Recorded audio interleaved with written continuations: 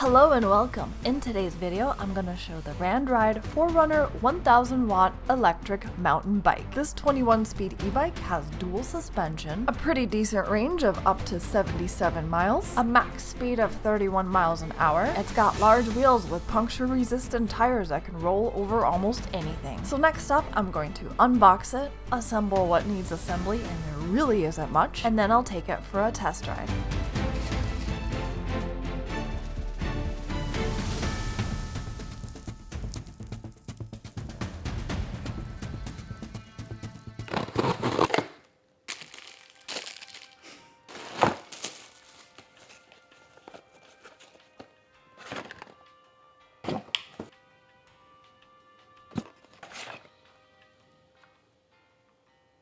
Oh yeah, it looks like I'm going to be using my own tools for this.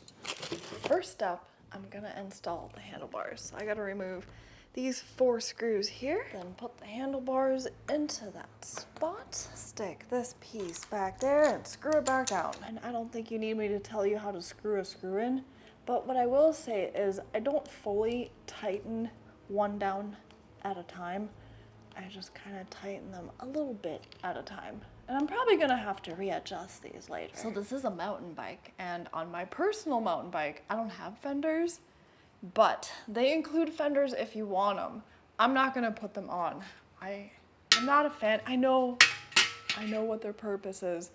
I just don't like the way they look. And on the company's website, they don't have them on there, so I'm not gonna put them on there. They also don't have this rear rack in their stock photo, but there's a light on there, which is connected to the battery, and I want the light. Although they did include this little tail light.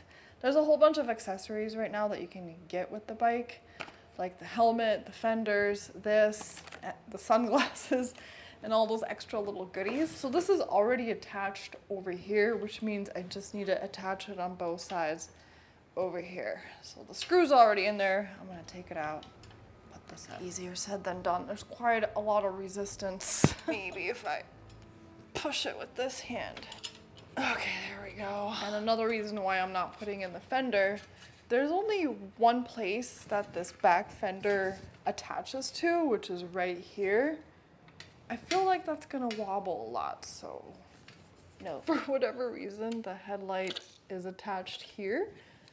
Probably for shipping. Usually they put this stuff with the other accessories, but it's attached, just not the right way. So I'm gonna go ahead and put it the right way and screw that screw back in. To install the front wheel, they want me to flip the bike. I am weak. I am very weak. So let's see if I can. I'm gonna move the screen out of the way so it doesn't get damaged. It's actually not heavy at all. Gotta remove this piece here. Not sure how yet. I think it just comes out like so. And then over here, I gotta pull this out before I install the wheel. The rotor goes into that part that I just took that plastic thingy out of.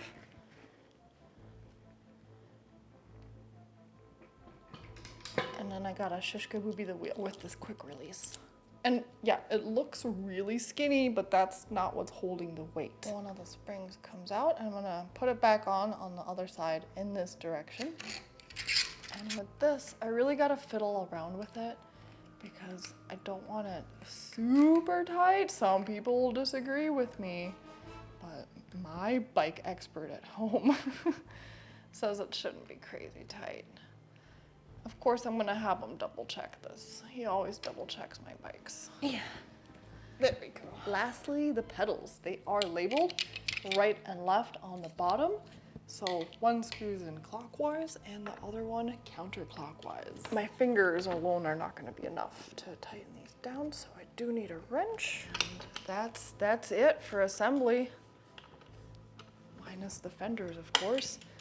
So next up, I'm going to fill the tires, make some more adjustments like to the seat, maybe position the handlebars slightly differently, and I guess I'll see you for the ride. To turn on the bike, you don't need a key. It's just the power button right here. Hold it, and that's it. To turn it off, same thing, hold the button. And then plus and minus is to adjust the pedal assist level. So there's 5 different ones. Well, 6 kinda, if you count 0. 0, it's just a bike.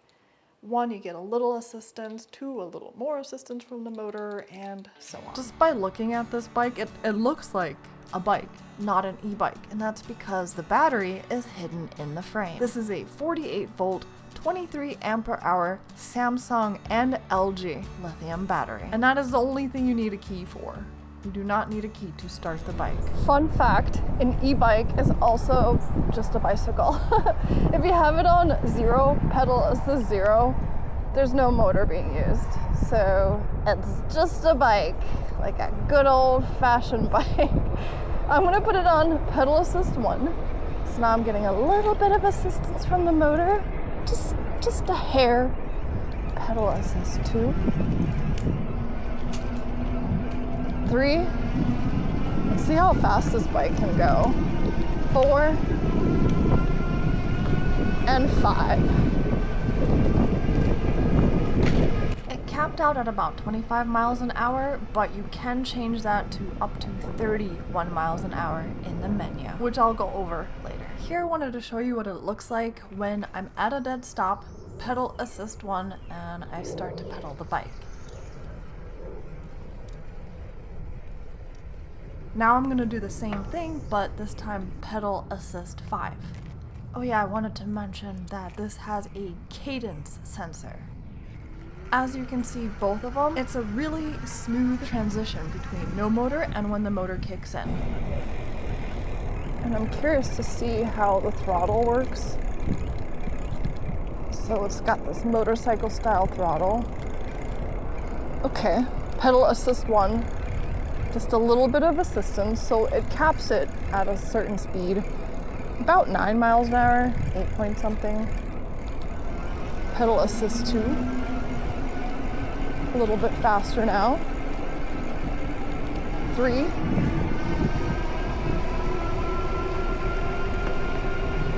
4,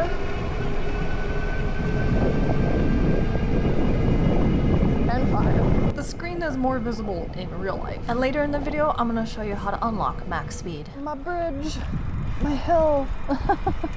All right, so from a dead stop, I don't know if this is gonna go up. I have it on the hardest gear to pedal in, pedal assist 1. It takes about a turn and a half to get the motor to turn on, and no. Let's try again on the other side. I'm just gonna throttle my buns up. Now again, pedal assist 1. Hardest gear to pedal in. Half a turn, 1 turn, and the motor kicked in. So it's just over 1 turn. And now I'm going uphill just fine. I do feel a lot of resistance. Like, it's not super easy breezy, but I don't have to stand on the bike and pedal up, which is usually how I would do that on a regular bike. Now I'm gonna try pedal assist 2, much easier. 3. Oh yeah, 3 is a breeze. Hanging out in the center of the rear wheel is the motor. It's a 1000 watt brushless motor, and it has 90 Newton meters of torque. Let's see how it does up this hill, even though it doesn't look like much of a hill. I have it on pedal assist 3. Oh yeah, that's so easy.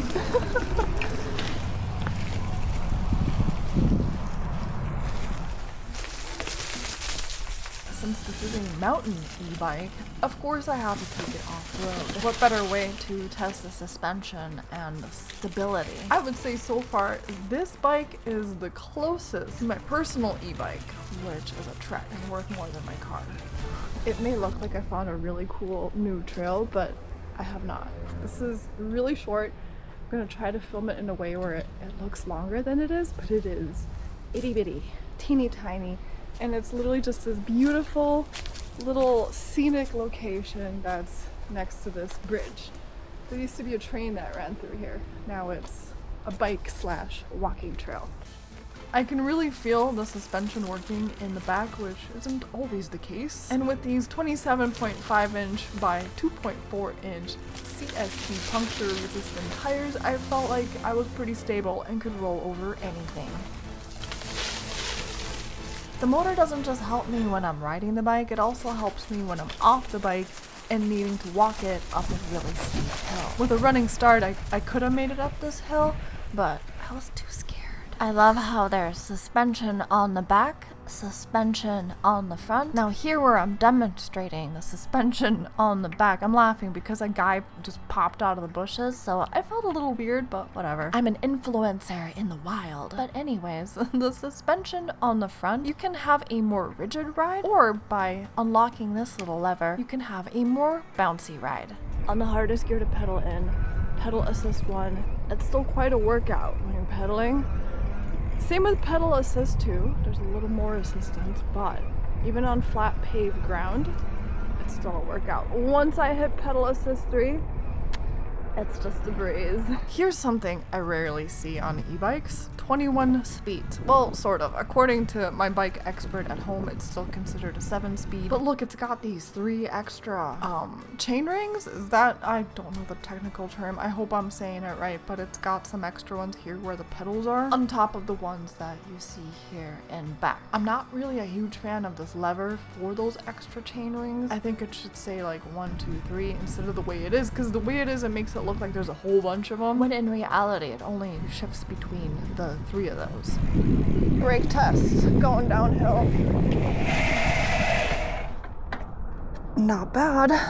And when I do that, I kind of stick my bum beyond the seat. The brakes are really good because these are hydraulic disc brakes, which use fluid, so there is a little bit of maintenance required. But unlike mechanical disc brakes, unless you get some really high-end mechanical disc brakes, these are a lot more responsive. I also really appreciate these levers. They're comfortable, they're aluminum alloy, and they act as a motor cutoff switch. The recommended height range for riders, they say it's 5'2" to 6'8". For reference, I'm 5'8", which kind of puts me in the center of that.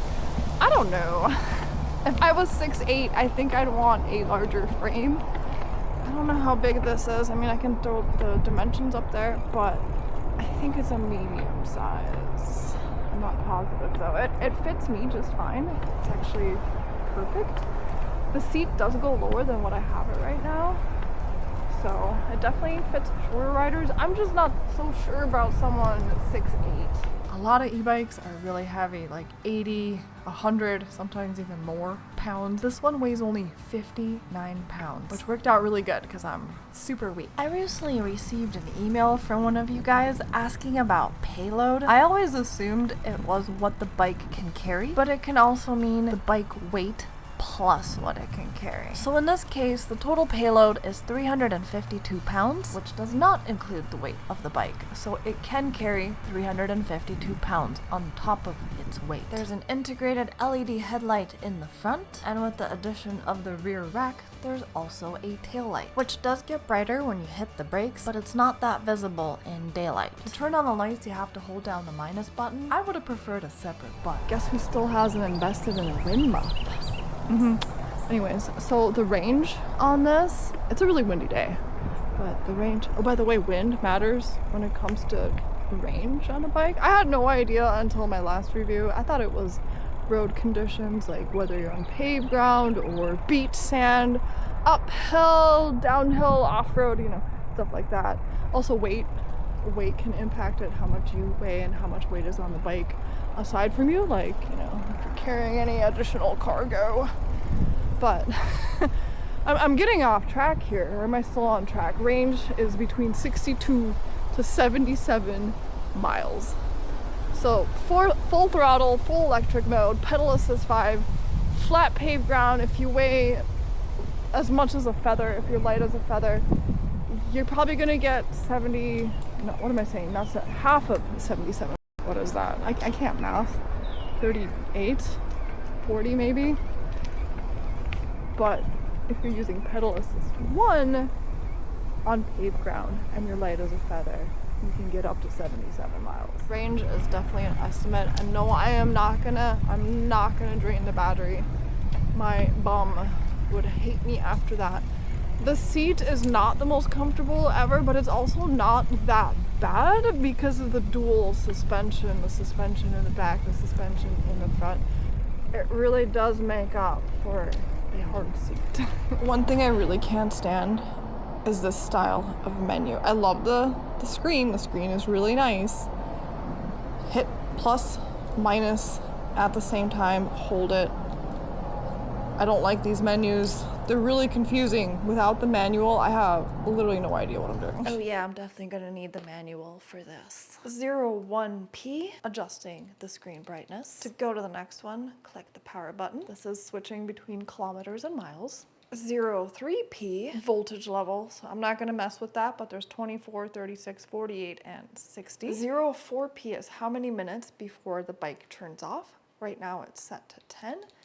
But the max you can do, and I don't have to click the button, I can hold it down. The max is 60 minutes, and it does round robin.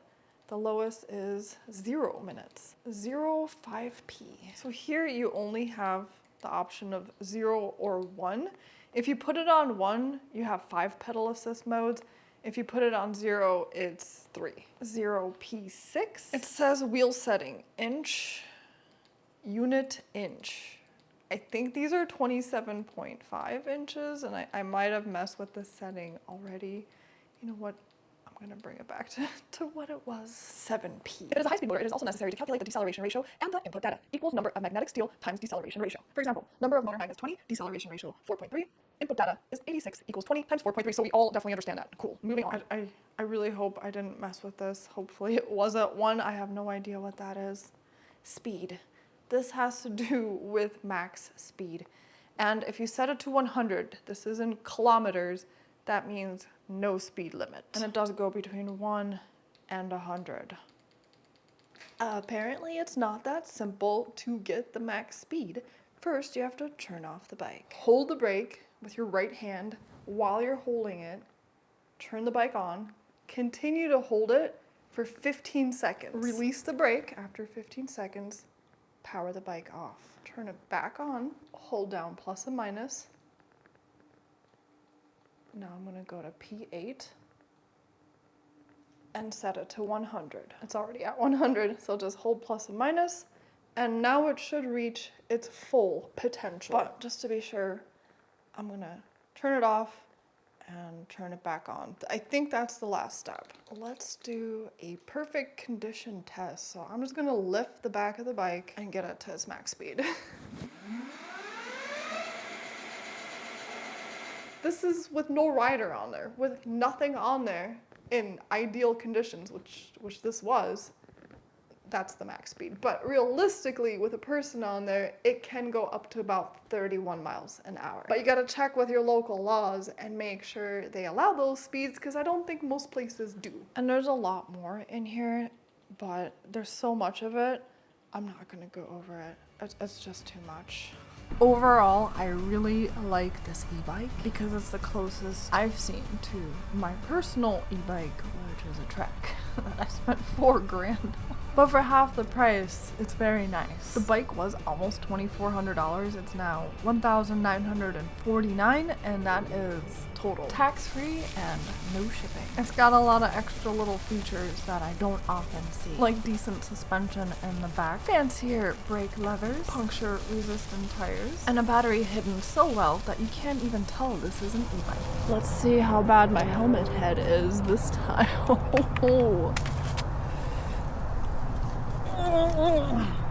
Okay, so that's it.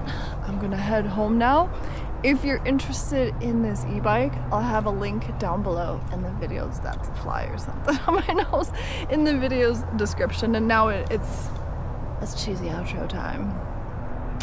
I don't even like my outro, but some of you really do enjoy it. So here it is. Toodaloo-dee-loo. Bye.